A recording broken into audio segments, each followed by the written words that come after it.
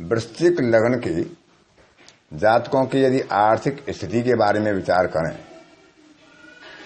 कार्यों के बारे में विचार करें, तो ऐसे जातक रसायन शास्त्र, औषधि, बीमा, वित्त, प्रसव, मद्य, बॉयलर जिसमें अग्नि का प्रयोग हो, बांध निर्माण,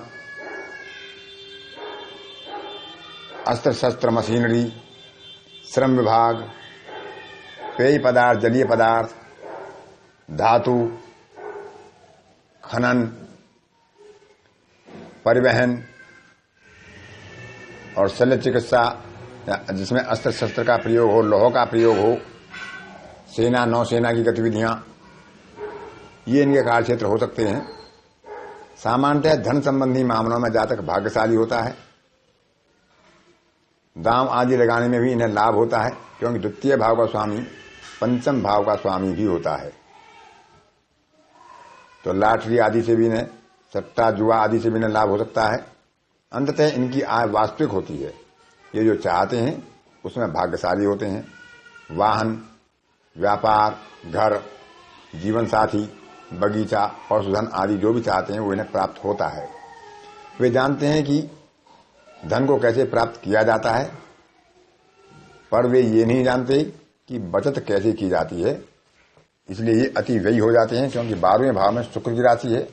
शुक्र भोग राशि है, भोग का ग्रह है, और वह अपने साज सज्जा भोग आदि पर अति व्यय कर डालते हैं।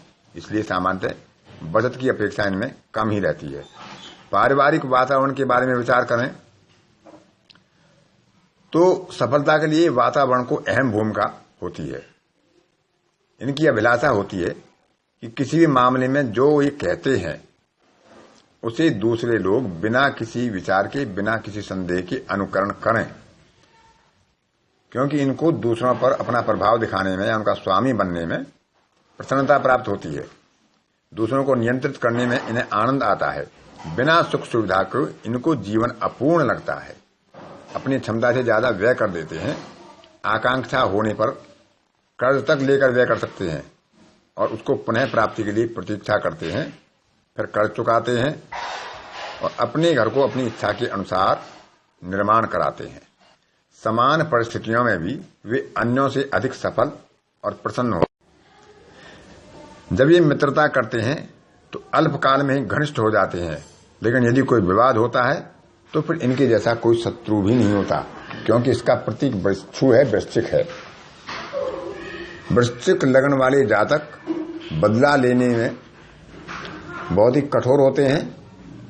ये बहुत लंबे समय तक किसी की बात को भूलते नहीं हैं और जब भी समय मिलता है अपने कार्य को या बदला लेने की प्रवृत्ति को ये अपना सकते हैं। दीर्घकालिक मित्र इनके नहीं होते, परंतु मित्र जिन्हें ये चुनते हैं वे अधिक शक्ति संपन्न और प्रभावशाली होते हैं। इन जातकों का व्यवहार ज्ञात होने पर यदि कोई इनके समीप जाता है तो उसे बहुत लाभ की प्राप्ति होती है और स्थायी मित्रता की अपेक्षा वह इनसे कर सकते हैं, क्योंकि स्थिर राशि है। ऐसे जातकों को हिंसक नहीं होना चाहिए। कभी किसी के तर्क नहीं स्वीकारते हैं और वे यह प्रदर्शित नहीं करना चाहते कि उनको उनसे घृणा है या स्नेह है, परंतु यदि स्वयं में बदलाव ले आए तो वे लोकप्रिय हो सकते हैं। यदि इनमें कुछ क्षुद्रता आ जाती है तो ऐसे व्यक्ति फिर विख्यात की अपेक्षा कुख्यात भी हो सकते हैं। इनके अंदर प्रत्येक क्रिया की प्रतिक्रिया होती है। 11वां भाव मित्रों का होता है, हितैषियों का होता है, और 11वां भाव का स्वामी होता है आपका बुध, और वो अष्टम भाव का स्वामी भी होता है। इसलिए इनके जो मित्र होते हैं और यदि वो बुध लग्न वाले हों तो वो इनको नीचा दिखा सकते हैं या इनको अपयश की तरफ ले जा सकते हैं। यदि जातक ऐसे लोगों से मित्रता करता है तो कुछ समय के लिए तो हितैषी होंगे, लेकिन फिर इनको गलत राह पर ले जा सकते हैं। इसलिए कन्या और मिथुन लग्न के जातकों से इन्हें सचेत रहना चाहिए। इनके लिए बहुत जरूरी है कि ये किसी पर बहुत अधिक विश्वास ना करें और अपनी गुप्त रहस्य किसी को ना बताएं।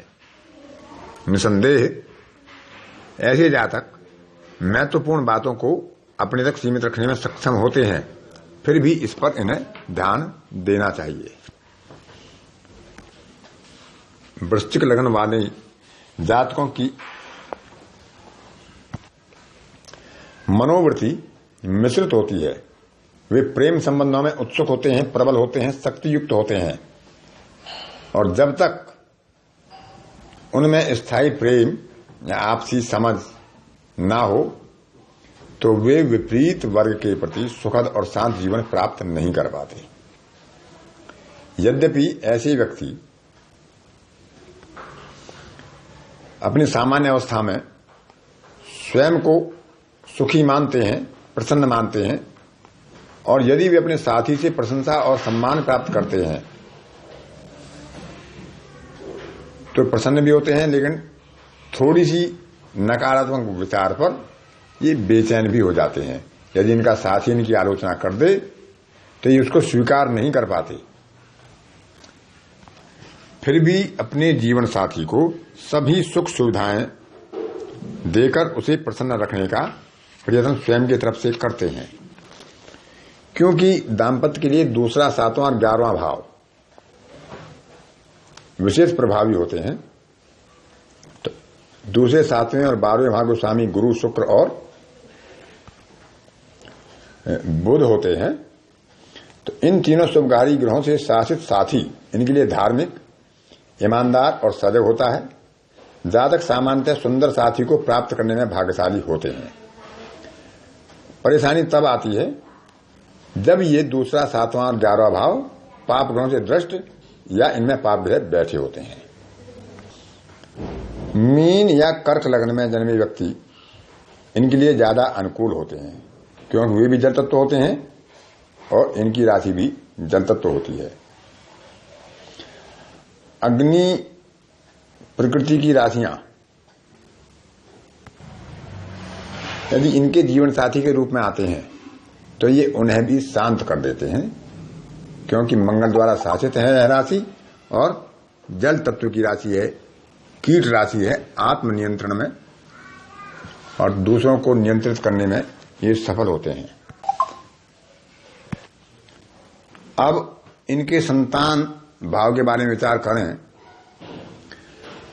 तो गुरु इनके दूसरे और पंचम भाव को स्वामी बनता है और 11वां भाव बुध के द्वारा शासित है। गुरु और बुध जातक की संतान के लिए कारक ग्रह बन जाते हैं। दोनों स्वग्रह हैं, इसलिए उनका परिवार सामान्यतः बड़ा होता है। गुरु और बुध यदि अशुभ ग्रहों की दृष्टि या युति से बचे रहें, लेकिन यदि गुरु और बुध पर अशुभ दृष्टि का प्रभाव हुआ, पंचम भाव पाप पीड़ित हुआ, तो फिर संतान अल्प या अधिकांश कन्या संतान हो सकती है।